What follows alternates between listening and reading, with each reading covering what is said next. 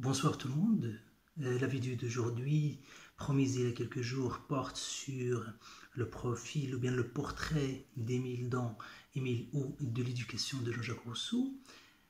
Alors pour la présenter, je commencerai par dire que le personnage qui prête son prénom à l'œuvre de Jean-Jacques Rousseau dont l'intitulé est Émile ou de l'éducation, à savoir Émile, est présenté dans la dite œuvre comme étant un personnage théorique, fictif, imaginaire, qui échappe à toute singularité, et ce, pour conférer à l'œuvre en question une dimension universelle.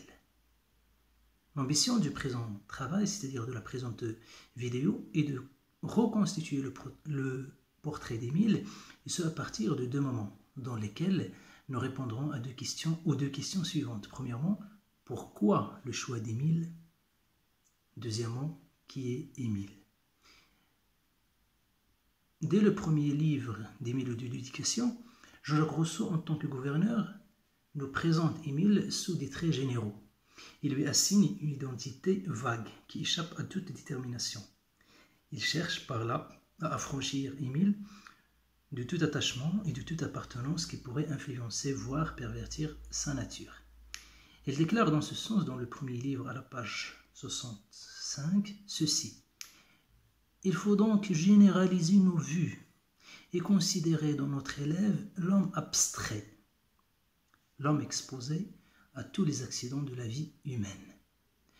Dans ce même ordre d'idées, il ne manque pas de critiquer une éducation réductrice. En ce sens, pourquoi réductrice? En ce sens qu'il emprisonne l'enfant dans un état qui ne saurait être autre que la richesse ou encore l'appartenance à un rang social et le rend incapable, qui emprisonne l'enfant dans un état, c'est-à-dire la richesse ou bien l'appartenance à un rang social quelconque, et le rend, par voie de conséquence, incapable d'affronter les agréments émanant des autres états. Ainsi avance-t-il dans la même page que l'enfant élevé pour son état, n'en sortant jamais, ne pourrait être exposé aux inconvénients d'un autre, c'est-à-dire d'un autre état. Page 65. Il s'ensuit que l'intention de Jean-Jacques Rousseau n'est pas d'éduquer un fils issu d'un rang social en particulier, ici l'aristocratie, mais plutôt un homme avec un grand H, c'est-à-dire pas un homme avec un H minuscule, c'est ce que va devenir l'enfant, mais l'homme avec grand H, voilà, en général. Ce qui justifie son refus d'être gouverneur d'un fils d'aristocrate, comme il nous le rapporte à la page 84 du premier livre de son Émile ou de l'éducation. Dans ces termes. Quelqu'un dont je ne connais que le rang m'a fait proposer d'élever son fils. Il m'a fait beaucoup d'honneur, sans doute. Mais loin de se plaindre de mon refus, il doit se louer de ma discrétion. Si j'avais accepté son offre et que je errais dans ma méthode, c'était une éducation manquée. Si j'avais réussi, ce était pis. Son fils aurait renié son titre, il ne plus voulu être prince. Le choix d'un personnage fictif de la part de Rousseau, à savoir Émile, n'est pas gratuit, et encore moins arbitraire, et ce à partir du moment où il se justifie par le souci de prouver l'applicabilité de ces principes éducatifs, c'est-à-dire des principes éducatifs sur lesquels se fonde la théorie éducative ou bien la méthode éducative de Rousseau et de ses préceptes. C'est une manière de connecter sa méthode éducative à la réalité, de la rendre praticable et réalisable. Mu par le souci de faisabilité de son modèle éducatif, Jean-Jacques Rousseau invente un personnage qu'il prénomme Émile et en fait l'objet de son projet éducatif. C'est donc grâce à Émile que la méthode éducative rousseauiste passe de la théorie à la pratique, du domaine du logos, c'est-à-dire du discours, à celui de la praxis, de l'action, de l'acte. Ainsi, la méthode en question ne sera pas réduite à de simples mots déconnectés de la réalité. Il s'agit pour te dire, pour Jean-Jacques Rousseau, de mettre à l'épreuve sa méthode éducative afin d'en garantir la faisabilité. Comme il le dira sans embâge, directement, sans détour, à la page 86. Mais quant aux règles qui pouvaient avoir besoin de preuves, je les ai toutes appliquées à mon Émile ou à d'autres exemples. Et j'ai fait voir dans des détails très étendus comment ce que j'établissais pouvait être pratiqué. Tel est du moins le plan que je me suis proposé de suivre. Ainsi, Jean-Jacques Rousseau nous fait-il part de son projet éducatif à la page 85 du premier livre dans ces termes. J'ai donc pris le parti de me donner un élève imaginaire, de me supposer l'âge, la santé, les connaissances et tous les talents convenables pour travailler à son éducation. De la conduire, c'est-à-dire de conduire cette éducation depuis le moment de sa naissance jusqu'à celui où, devenu homme fait, il n'aura plus besoin d'autre guide que lui-même. Rousseau ne manque pas de souligner la différence existant entre Émile et les autres enfants, et ce pour mettre en avant l'apport de son éducation. C'est dire qu'étant donné que la dite éducation se veut différente, elle ne peut déboucher, par voie de conséquence, que sur un enfant hors du commun, qui sort de l'ordinaire, comme nous l'apprend le même Rousseau à la page 86 dans ses mots. Mais à mesure que j'avance, mon élève autrement conduit que les vôtres, autrement éduqué que les vôtres, guidé, autrement orienté, autrement dirigé que les vôtres, n'est plus un enfant ordinaire. Il lui faut un régime exprès pour lui. Alors il paraît plus fréquemment sur la scène. Vers les derniers temps, je ne le perds plus, accompagnement, suivi. Je ne le perds plus à un moment de vue jusqu'à ce que, quoi qu'il en dise, il n'ait plus le moindre besoin de moi. Ici donc prend fin le premier moment du présent travail à travers lequel nous avons tenté de mettre en lumière le pourquoi du choix du personnage fictif d'Émile et qui ne saurait être autre que le fait de produire une éducation en acte et non pas en puissance. Une méthode éducative qui tient compte de la réalité et qui ne se fait pas prisonnière de la théorie. Cela étant posé, il convient maintenant de dresser le portrait d'Émile tel qu'il se profile à travers les deux livres d'Émile ou de l'éducation.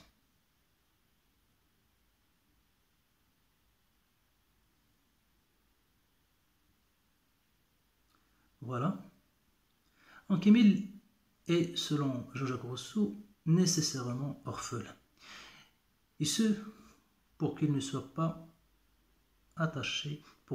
attaché qu'à son gouverneur et que le travail d'accompagnement et d'éducation entrepris par Rousseau ne soit pas gâté par l'intervention des autres, même celle des parents. Rousseau déclare dans ce sens à la page 90 « Émile est orphelin. Il n'importe qu'il ait son père et sa mère, chargés de leurs devoirs, je succède à tous leurs droits. Il doit honorer ses parents, mais il ne doit obéir qu'à moi. C'est ma première, ou plutôt ma seule condition. Rousseau ne refuse pas qu'Émile soit riche ou appartienne à un rang social élevé, comme on rend compte ces mots. Choisissant donc un riche, nous serons sûrs au moins d'avoir fait un homme de plus, au lieu qu'un pauvre peut devenir homme de lui-même.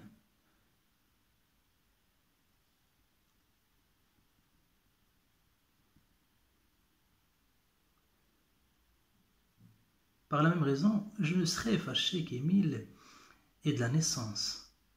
Ce sera toujours une victime arrachée aux préjugés. Concluons de là qu'Émile est à la fois riche et aristocrate, parce que Rousseau ne refuse pas qu'il soit riche et encore moins qu'il ait un rang, qu'il appartienne à un rang social élevé. D'une part, Rousseau choisit un Émile riche, parce qu'un riche peut du jour au lendemain sombrer dans la pauvreté, alors qu'il est rare, selon Rousseau, qu'un pauvre devienne riche. Conséquemment, il est plus logique, selon Jean-Jacques Rousseau, de préparer un riche à la condition de pauvre que le contraire. Nous pouvons lire dans ce sens le propos rousseauiste suivant. Or, il est moins raisonnable d'élever un pauvre pour être riche qu'un riche pour être pauvre. Car, à proportion du nombre des deux États, il y a plus de ruinés que de parvenus. Il y a plus de riches qui sombrent dans la pauvreté que de pauvres qui parviennent à devenir riches.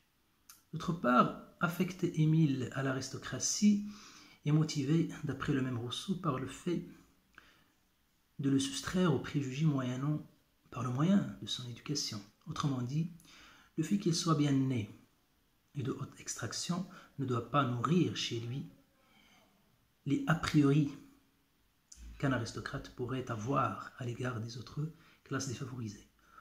Rousseau avance dans ce sens. Je ne serai pas fâché qu'Émile ait de la naissance. Ce sera toujours une victime arrachée aux préjugés. Page 90. Sur le plan de la constitution physique, Rousseau veut que son Émile soit sans handicap physique aucun, sans aucune malformation. Ainsi déclare-t-il à ce propos, ce traité fait d'avance suppose un accouchement heureux, un enfant bien formé, vigoureux et sain. Page 90. Et c'est parce que, selon lui, un enfant handicapé a plus besoin d'un garde-malade que d'un gouverneur, ce qui se tient dans ces termes, à la page 92. Celui qui se charge d'un élève infirme et vulitudinaire change sa formation de gouverneur en celle de garde-malade. Il perd à soigner une vie inutile le temps qu'il destinait à en augmenter le prix. Il s'expose à voir une mère éplorée lui reprocher un jour la mort d'un fils qu'il lui aura longtemps conservé. Aussi, vu qu'un enfant dont l'état de santé est dégradé est un obstacle entravant tout projet éducatif, Rousseau refuse de prendre en charge l'éducation d'un tel enfant, comme on rend compte le propos suivant. Je ne me chargerai pas d'un enfant maladif et Kakushi, dût-il vivre 80 ans. Je ne veux point d'un élève toujours inutile à lui-même et aux autres, qui s'occupe uniquement à se conserver et dont le corps nuise à l'éducation de l'âme. Page 92.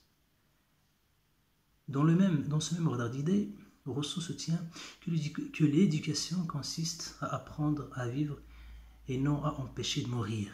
Ainsi déclare-t-il, « Je ne sais point apprendre à vivre à qui ne songe qu'à s'empêcher de mourir. »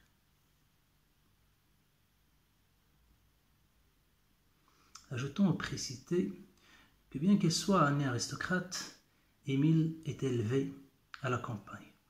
Rousseau justifie ce choix à la page 185 par les raisons que voici. C'est encore ici une des raisons pourquoi je veux élever Émile à la campagne, loin de la canaille des vallées, les derniers des hommes après leur maître, loin des noires mœurs des villes que les verniers d'antan les couvrent, rendent séduisantes et contagieuses pour les enfants. Au village, un gouverneur sera beaucoup plus maître des objets qu'il voudra présenter à l'enfant. Sa réputation, ses discours, son exemple auront une autorité qu'il ne saurait avoir à la ville. De plus, Émile est un enfant autosuffisant, qui ne sollicite pas toujours l'aide des autres, et qui plus est, n'est pas pédant, qui n'est pas prétentieux, comme nous le présente Rousseau aux pages 233-234 dans ces termes. Pour mon élève, ou plutôt celui de la nature, exercer de bonne heure à se suffire à lui-même, autant qu'il est possible, il ne s'accoutume point à recourir sans cesse aux autres, encore moins à leur étaler sans grand savoir. En revanche, il juge, il prévoit, il raisonne en tout ce qui se rapporte immédiatement à lui. Il ne jase pas, il ne parle pas beaucoup, il n'est pas bavard. Il agit, il ne sait pas un mot de ce qui se fait dans le monde, mais il sait fort bien faire ce qui lui convient. Rousseau ajoute dans le même sens, aux pages 260-261, qu'Émile n'est pas vaniteux en avançant qu'on craint qu'un enfant ne se noie en apprenant à nager, qu'il se noie en apprenant ou pour n'avoir pas appris, ce sera toujours votre faute. C'est la seule vanité qui nous rend téméraires. On ne l'est point quand on est vu de personne, Émile ne le serait pas quand il serait vu de tout l'univers. S'agissant du rapport d'Émile à son gouverneur, ce dernier ne considère pas le premier que comme élève, loin s'en faut. Il lui représente, c'est-à-dire Émile représente aux yeux de Rousseau, une source de rajeunissement. C'est dire que cette rencontre entre enfants et adultes, entre Émile et Rousseau, sous les auspices bienveillants de l'éducation, ne profite pas seulement à l'enfant, mais aussi à l'adulte qui, à son tour, y trouve son compte, car il gagnera en jeunesse, alors que l'enfant, lui, gagnera en maturité. Lisons à ce propos le passage suivant figurant aux pages 319-320. Je le vois dans un autre âge, exerçant le sens, l'esprit, les forces qui se développent en lui de jour en jour et dont il donne à chaque instant de nouveaux indices. Je le contemple enfant et il me plaît. Je l'imagine homme et il me plaît davantage. Son sang ardent semble réchauffer le mien. Je crois vivre de sa vie et sa vivacité me rajeunit. Disons en d'autres termes que dans le cadre de l'éducation, ce n'est pas uniquement l'enfant qui apprend à devenir adulte, mais aussi ce dernier a quelque chose à apprendre en côtoyant, c'est-à-dire l'adulte a quelque chose à apprendre en côtoyant quelqu'un de plus jeune que soi. Il s'agit au moins de se soustraire à la vieillesse. Ce constat nous amène à nous demander s'il n'existe pas une sorte d'éducation inversée, c'est-à-dire dont le sujet serait l'enfant et l'objet l'adulte. C'est-à-dire, est-ce que c'est toujours l'adulte qui a cette charge, qui pourrait apprendre quelque chose à l'enfant? Est-ce que l'enfant n'a rien à apprendre à l'adulte? Est-ce qu'on ne peut pas parler d'une certaine éducation inversée, qui se ferait à l'inverse? Enfin, vers l'âge de 12 ans, et donc vers la fin du deuxième livre, Jean-Jacques Rousseau nous présente le fruit de son éducation durant toute cette période ainsi. Sa figure, c'est-à-dire la figure d'Émile, sa figure, son port, sa contenance, annonce l'assurance et le contentement. La santé brille sur son visage. Ses pas affermis lui donnent un air de vigueur. Son teint délicat, encore sans être fade, n'a rien d'une mollesse efféminée. L'air et le soleil ayant déjà mis l'empreinte honorable de son sexe, ses muscles encore arrondis. Il a l'air ouvert et libre, mais non pas insolent ni vain. Son visage, qu'on n'a pas collé sur des livres, ne tombe pas sur son estomac. On n'a pas besoin de lui dire « levez la tête ». La honte ni la crainte ne la lui firent jamais baisser. N'attendez pas de lui non plus des propos agréables, ni qu'il vous dise ce que je lui aurais dicté. N'attendez que la vérité naïve et simple, sans ornement, sans apprêt, sans vanité. Il vous dira le mal qu'il a fait ou celui qu'il pense, tout aussi librement que le bien, sans s'embarrasser en aucune sorte de l'effet que fera sur vous ce qu'il aura dit. Il usera de la parole dans toute la simplicité de sa première institution. Voilà, page 320-321. Voilà, ici prend fin ce portrait, voilà, d'Émile. Je vous remercie et je vous donne rendez-vous dans une prochaine vidéo.